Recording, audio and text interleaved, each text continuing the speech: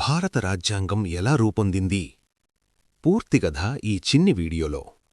భారత రాజ్యాంగం అమల్లోకి వచ్చింది 1950 జనవరి 26న. కాని రాజ్యాంగం అమల్లోకి రాకముందు భారతదేశం బ్రిటిష్ పార్లమెంట్ రూపొందించిన చట్టాల ప్రకారం పరిపాలించబడింది. ముఖ్యంగా 1935 భారత ప్రభుత్వ చట్టం గవర్నమెంట్ ఆఫ్ ఇండియా యాక్ట్ 1935 భారత పాలనకు ప్రధాన ఆధారంగా ఉండేది. భారత రాజ్యాంగ రచన ప్రక్రియ 1946 డిసెంబర్ 9న ప్రారంభమైంది. ఆ రోజునే రాజ్యాంగ సభ కాన్స్టిట్యూయెంట్ అసెంబ్లీ తొలి సమావేశం జరిగింది.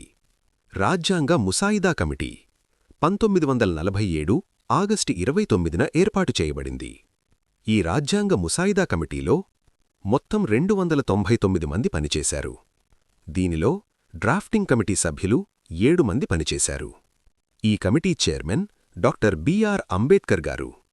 ఎంత సమయం పట్టింది అంటే, రాజ్యాంగాన్ని పూర్తి చేయడానికి 2 సంవత్సరాలు 11 నెలలు 18 రోజులు పట్టింది. ఎప్పుడు ఆమోదించారు అంటే 1949 నవంబర్ 26న భారత రాజ్యాంగాన్ని అధికారికంగా ఆమోదించారు. ఈ రోజును సంవిధాన్ దివస్గా జరుపుకుంటాము. ఎప్పుడు అమల్లోకి వచ్చింది అంటే 1950 జనవరి 26న భారత రాజ్యాంగం అమల్లోకి వచ్చింది.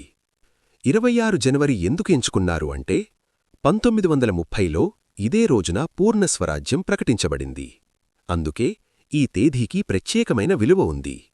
అందుకే ఈ రోజును రిపబ్లిక్ డేగా జరుపుకుంటాం. మన రాజ్యాంగం, మన హక్కులు, మన బాధ్యతలు. జై హింద్.